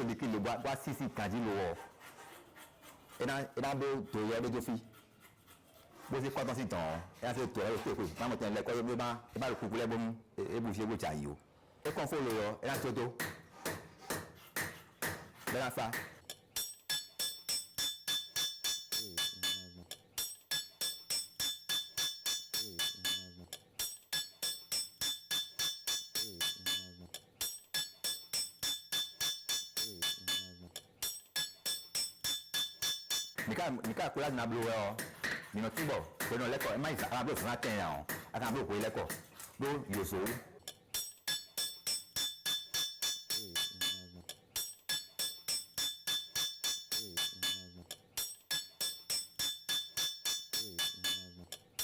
Pour que ma mère a voulu le dire, à 6 grammes pour continuer en gré ou vidéo. Pour que ma mère quand j'ai abonné à 6 grammes, pour que ma mère bien à bien bien 10 euros à 6 grammes. Pour lui le dire, elle est tirée dans tio et allez voir. Et si what il va en bas fort. Et si what il va dire à filo les na wamine.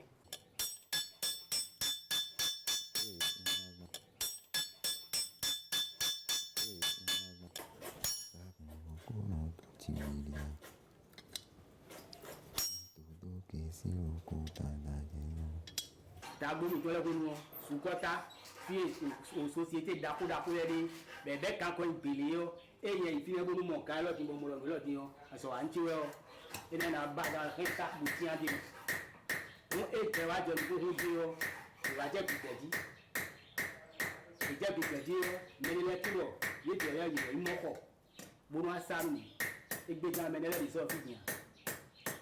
Maman, quand je suis venu à son d'ailleurs, je n'ai pas de bon. Radiateur bleu, robinet bleu, et bien les.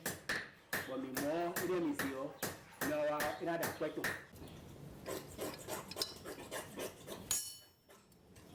Si le métier a résisté au temps et traversé de nombreux siècles, il a perdu un peu de sa superbe. Les produits finaux ont gardé leur forme artisanale et les jeunes héritiers sont de plus en plus tournés vers des métiers plus modernes, moins exigeants, plus intellectuels. Ceux qui y sont encore, y sont en attendant mieux. Comment l'idée ah ouais c'est bon il y a quoi plutôt ouais pour nous pour voir hier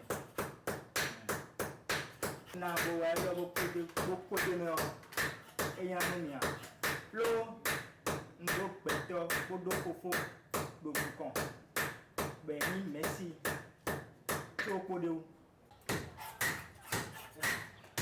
ah ça fait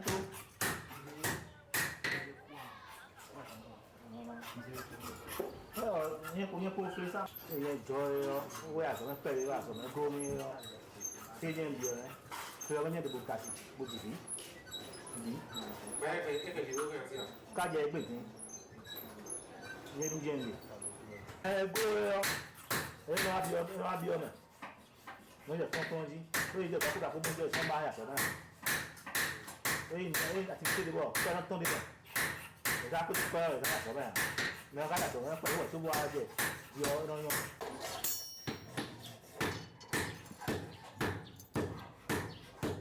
Si certains y sont encore attachés, c'est certainement parce que le métier représente une source importante de revenus, le plus souvent la principale. Mais c'est aussi pour sauvegarder un savoir-faire multiséculaire qui est la marque distinctive d'une collectivité dans une société fortement castée.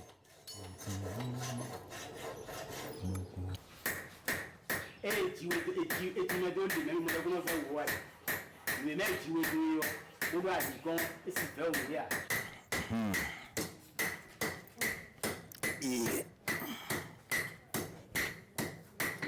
On peut dire, oui, t'as autant Jodoni là, et t'es une canzo, flézo. Attends, quand t'arrives, quand t'arrives, les dions, aïe, filo, à boire, c'est pas dit. Aïe, il m'a dit les bons dions, t'as beau de ton là, et tout. Le teinture, il y a un nom de la forme. Donc, à quand il fait continuer, il était dans le camp fort.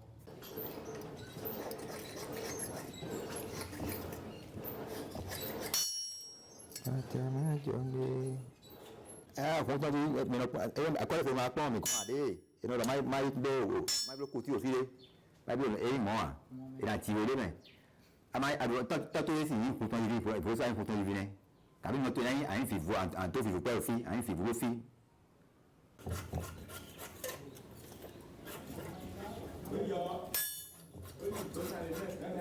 Ada quand on vit à fini, fito na blo. Ada quand on vit à fito na fini midi yo. Et na blo. Mais quand on vit ça c'est quoi?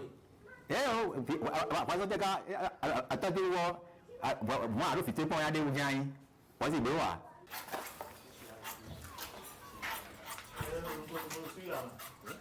Devenue une collectivité de grands cadres et d'intellectuels, les Huntondji continuent malgré tout de travailler le fer, mais plus à l'échelle aussi élevée que par le passé. Sollicité hier par le roi d'Abomey pour l'équipement de son armée, tout l'arsenal de guerre, mais aussi pour la mise au point d'outils aratoires, les ayatollahs sont de moins en moins visibles aujourd'hui par leur métier, réduit essentiellement à la fabrication d'objets de parure et pour des besoins ponctuels liés au travail de métal.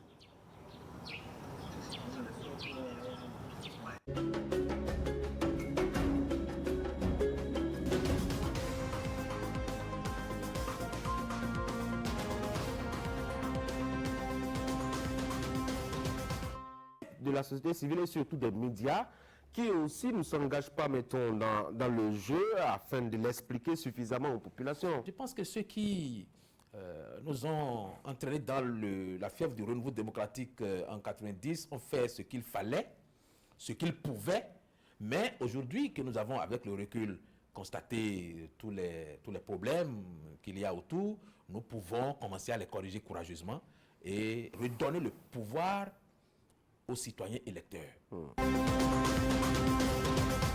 Il faudra aussi montrer l'exemple. Et on n'a pas l'impression que nos aînés nous aident beaucoup. Ils ne nous aident pas parce qu'ils ne peuvent pas faire autrement. Ceux qui s'opposent à un gouvernement ne s'opposent pas à ce gouvernement-là forcément parce que le pays recule. Ils s'opposent à ce gouvernement-là peut-être parce qu'on leur demande de le faire.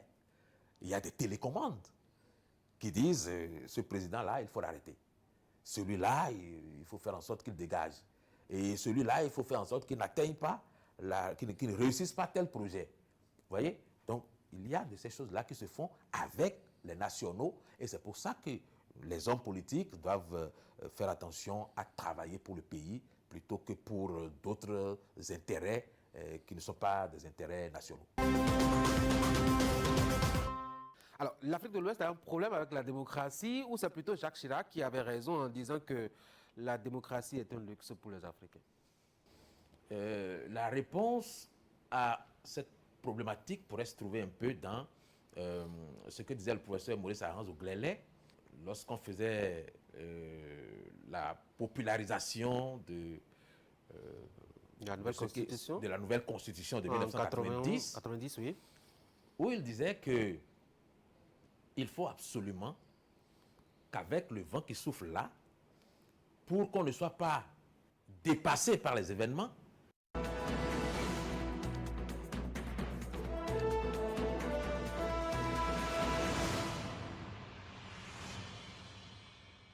De retour en plateau, on va parler des premiers chiffres proposés par la Sénat, la Commission électorale nationale autonome, au sujet maintenant de la communale ou des communales et municipales du 11 janvier dernier. Globalement, on retient qu'on a stagné pour ce qui concerne le taux de participation au scrutin entre les législatives et ces dernières-là. Et aussi que 2 partis sur les 3 qui étaient en compétition ont pu quand même passer la barre des 10% au plan national. L'Union progressiste, le renouveau qui prend de l'ascendant, comme d'habitude d'ailleurs, sur le bloc républicain. La deuxième force suivante. Les 2 partis se sont donc partagés les communes et municipalités, les 77 qui existent donc au Bénin. Voilà globalement ce qu'on peut retenir des chiffres proposés hier par la Sénat. Franck, bonjour. Eric, bonjour. Ulrich, bonjour. L'électeur béninois, il est resté ferme ce 11 janvier-là, et Ulrich, il n'est pas sorti de chez lui. Oui, le constat est quand même triste, c'est désolant, c'est une réalité et je crois l'avoir dit ici.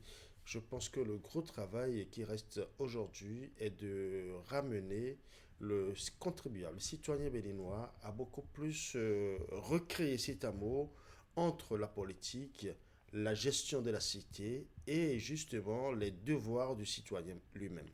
Vous voyez, le citoyen béninois à un moment donné a commencé complètement par se désintéresser de la politique et plus précisément des élections. Et pourquoi?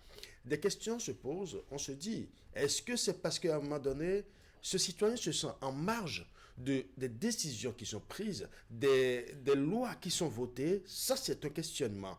Autre chose, est-ce que les acteurs politiques eux-mêmes, est-ce qu'ils font le travail qu'il faut pour diminuer, ou du moins pour diluer cette dissension, ou du moins cette colère qui anime la population? Parce que l'acteur politique, le parti politique, son devoir, c'est d'animer la vie politique, de faire en sorte que les populations autour de ce parti fassent le travail qu'il faut afin que l'on sente véritablement que chaque citoyen s'intéresse à la gestion de la cité. Mais des deux côtés, on constate que il y a le gros fossé qui se crée davantage, et les partis politiques aussi qui véritablement ne font pas ce qu'il faut pour ramener les citoyens à la cause nationale. Franck? Non, je pense que cette participation marque un peu, démontre un peu la réserve du corps électoral. La réserve parce que ces dernières années, et je l'ai dit déjà hier, nous avons remarqué un désarmement par rapport à la chose électorale.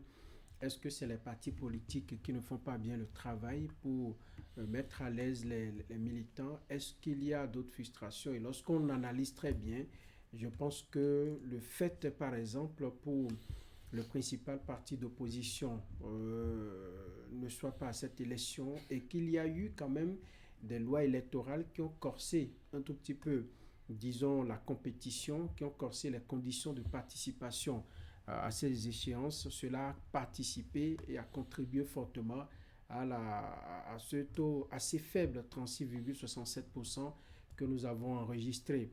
Et ce n'est peut-être pas une première, mais lorsque nous voyons tout ce qui a été fait comme effort de développement ces dernières années, tout ce que nous avons pu faire pour maintenir la cohésion, surtout après les événements de 2019 et de 2021, assez faiblement, je pense qu'on devrait cette fois-ci monter en termes de taux de participation. Mais ça n'est pas le cas. Il faut s'asseoir pour véritablement, disons, en tirer les leçons.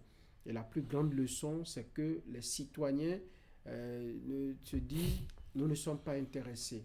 Quand ça se passe comme ça, moi, ça me pose un problème. Parce que les dirigeants, pendant 7 ans, on a dit cette fois-ci que ça fait 7 ans, d'autres vont carrément dire qu'ils fassent ce qu'ils veulent. Je n'ai pas voté, je ne suis pas allé aux urnes, je n'ai pas glissé mon bulletin. Donc, on attend les 7 ans pour voir ce que ça va donner. Et là, il y a comme un manque de participation, la connexion qui doit exister entre les élus et puis les populations et les mandants. Cette connexion va disparaître et ça n'est pas du tout bien. Eric? Ce sont forcément des taux qui interpellent, à la fois pour les législatives, mais aussi pour ces communales. Et je pense que c'est un débat de fond qu'il faut véritablement mener. Peut-être que ce à quoi nous assistons, c'est peut-être ça le vrai visage de notre corps électoral en termes de participation réelle. Nous avons aujourd'hui de nouvelles habitudes en matière politique. Vous avez vu comment la campagne a été menée. Nulle part, nous n'avions vu d'images d'acteurs politiques ou de candidats. Or, généralement, c'est à ces personnes que la population s'identifie pour se mobiliser, justement, aussi, pour les amener à poser l'acte civique dont il est question. On a voulu, justement, que ça soit les formations politiques, l'image des formations politiques. Est-ce qu'à ce niveau, les électeurs ne se sont peut-être pas vite retrouvés dans cet exercice? C'est un changement majeur dans notre façon d'animer la campagne électorale.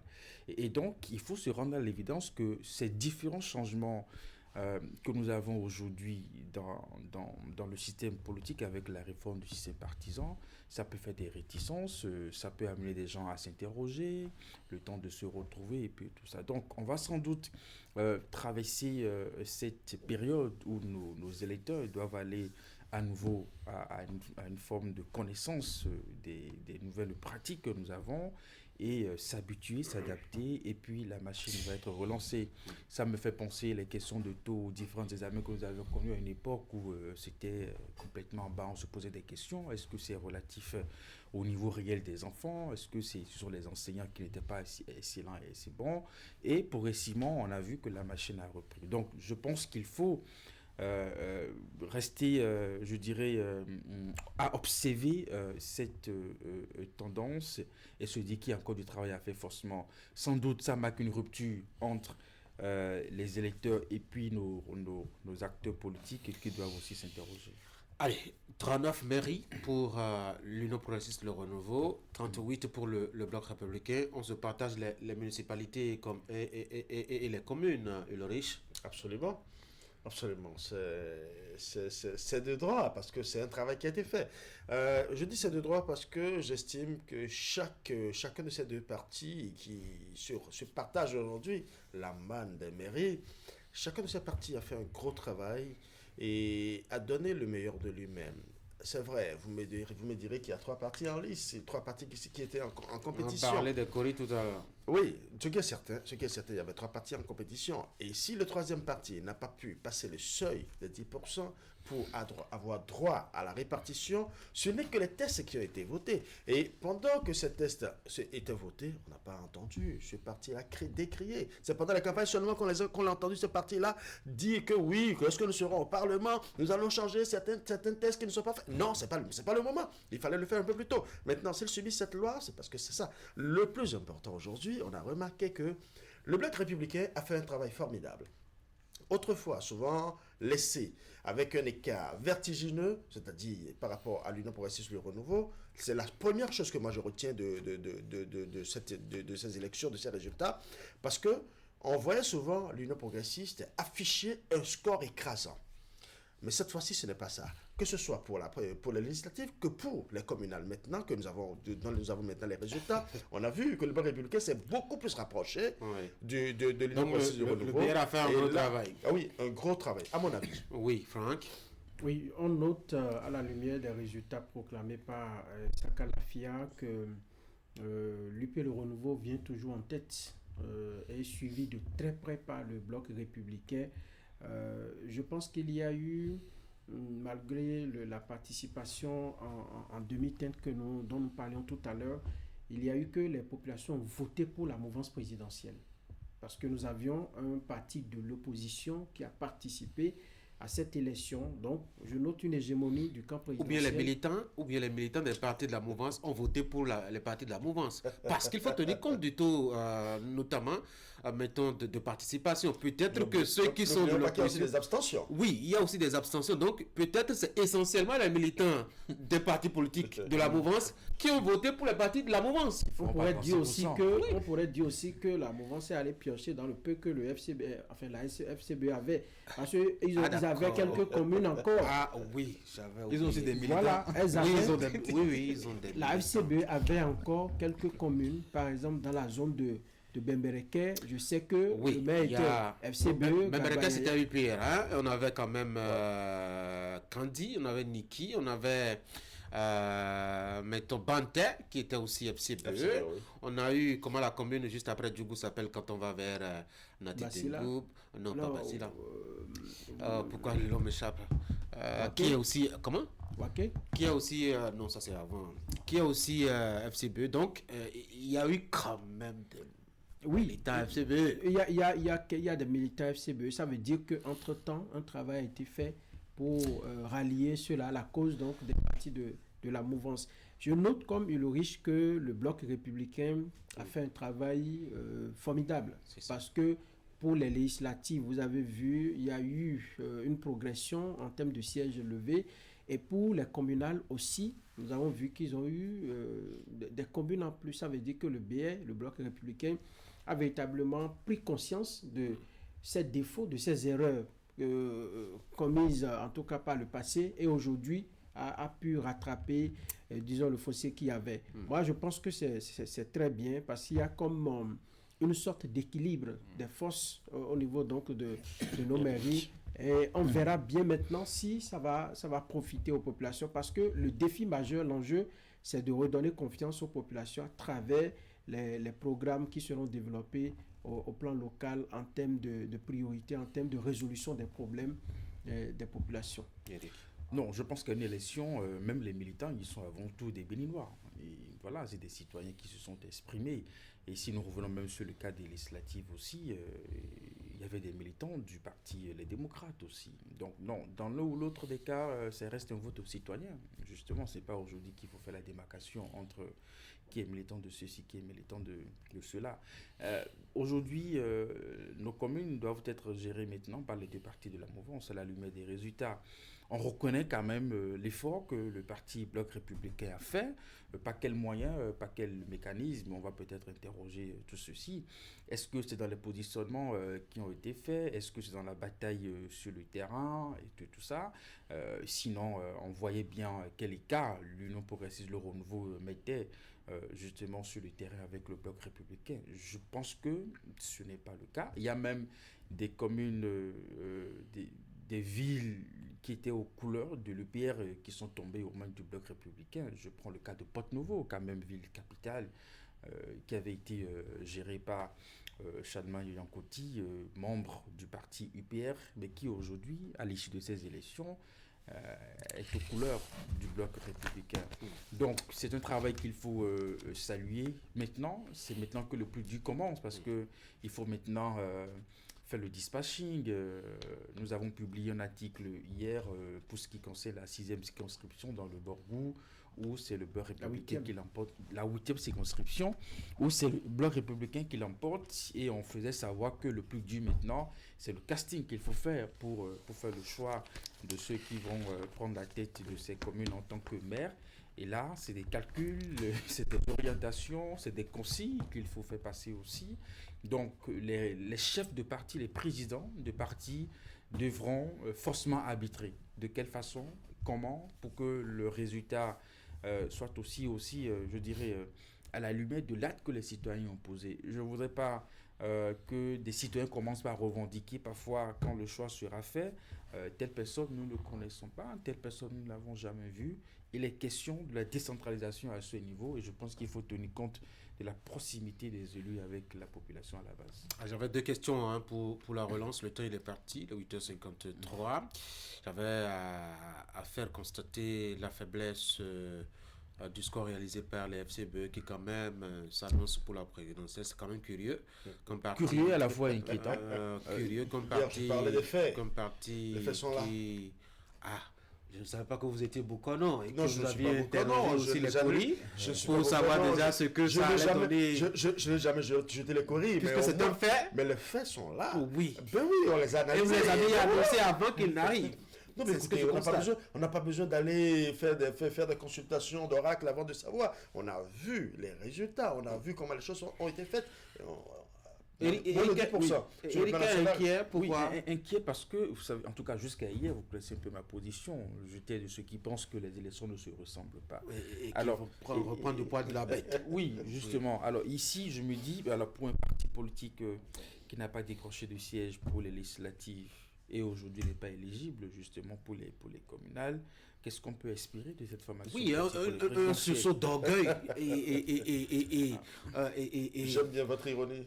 Non, je ne parle pas d'ironie. Franck, il peut y avoir un sursaut d'orgueil. Pourquoi pas? Oui, pourquoi pas? Oui. Moi, je pense même que les élections législatives, les élections communales sont tout totalement différentes.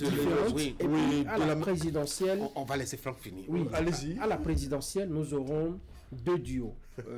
Wadaye Talata et Kassa Rouano et puis Roumpé. Donc, je pense que si la FCBE a les moyens, va sur le terrain et convainc, c'est pour utiliser des arguments. Écoutez, Patrice Talon a fait 10 ans, son successeur, c'est toujours la mouvance.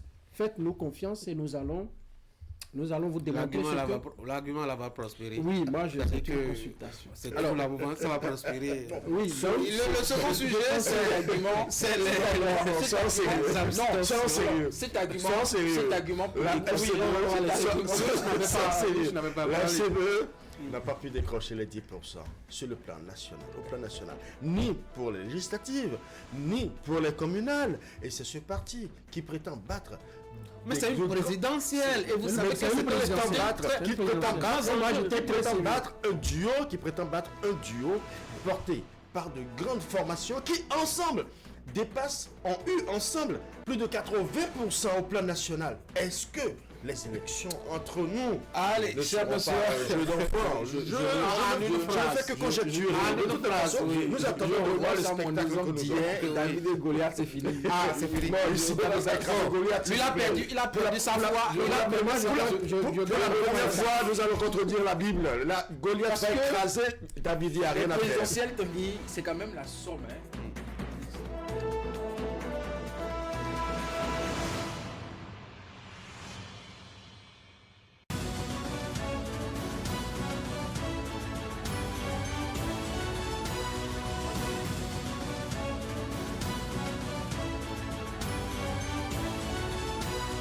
À toutes et à tous, bonjour. Le verdict est tombé. La Commission électorale nationale autonome Sénat a rendu public dans la soirée du mardi 27 janvier 2026 les grandes tendances des élections communales du 11 janvier dernier, signale Fraternité. Après la compilation nationale des résultats, 2 partis politiques se partagent l'ensemble des sièges dans les conseils communaux. Il s'agit de l'Union progressiste Le Renouveau et du Bloc républicain. Selon les chiffres communiqués par la Sénat, l'UPR arrive en tête. Le parti obtient 963 conseillers communaux, soit 48,92% des suffrages exprimés. Le Bloc républicain suit avec 852 sièges correspondant à 44,43% des voix. Le quotidien précise qu'avec un score de 6,65% des suffrages, la force Corée pour un Bénin émergent n'a pas atteint le seuil de 10% requis par le code électoral pour être éligible à la distribution des sièges. L'UPR et le BR bouffent tout. FCBE sur le carreau. Résume succinctement le Soleil Bénin Info, tandis que plus concis, la boussole indique que l'UPR rafle 39 mairies contre 38 pour le Bloc républicain qui fait main basse sur l'intégralité des communes du Borgou. Journée fatidique pour la classe politique. Ce mardi 27 janvier 2026 l'est également pour les populations de Cococodi dans la commune d'Abomey-Calavi. Et pour cause, le matinal rapporte que le marché moderne du quartier a été inauguré. Un espace de commerce disposant de centaines de boutiques et de milliers d'étals primaires qui permettra de mettre les usagers dans des conditions optimales de travail. Le nouveau marché de Cococodi s'étend sur une superficie de 10 hectares, dont 2,8 hectares aménagés, et comprend 12 secteurs d'activité distincts. Il offre 1839 espaces de vente, dont 197 boutiques, 1444 étals primaires, 85 étals poissonneries, 6 restaurants avec servitude terrasse, 5 étals boucheries, 6 étals écailleurs, 28 espaces semi-gros, 5 espaces gros. Des détails fournis par le matinal. Et pendant ce temps, les députés de la 9e législature de l'Assemblée nationale s'apprêtent à vivre leur dernière session. Pointe le grand journal. Les parlementaires béninois se retrouvent en séance plénière à partir de ce mercredi 28 janvier pour 3 jours de travaux décisifs. 13 dossiers majeurs sont inscrits à l'ordre du jour, dont plusieurs projets de loi structurants et la clôture officielle de la session budgétaire 2025. Cette ultime activité parlementaire, qui se poursuivra jusqu'au vendredi, intervient selon le quotidien dans un contexte particulier, celui des derniers actes d'une législature installée en février 2023 et appelée à céder la place à la 10e Assemblée nationale. Le télégramme est sans équivoque. Les députés de la 9e législature font leurs adieux ce vendredi, affiche le Canard. Parlons cadre de vie à présent avec l'avènement des toilettes publiques dans la ville de Cotonou. Le matinal informe qu'un premier modèle est réalisé à Aïbatin, dans le 12e arrondissement de la capitale économique. L'équipement est composé de 2 compartiments, dont des WC, des urinoirs et des douches. Le projet prévoit, ajoute le Canard, la construction de 118 blocs de toilettes au total sur toute l'étendue du territoire municipal. Terminons, mesdames et messieurs, par ce double canet noir. Fraternité annonce le décès de Judical Baguidi.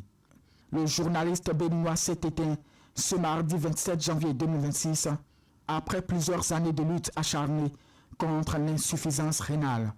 Le Canard de Menontin souligne qu'au-delà de son propre combat, Judical Baguidi n'a cessé de militer pour une meilleure prise en charge des personnes souffrant de cette pathologie.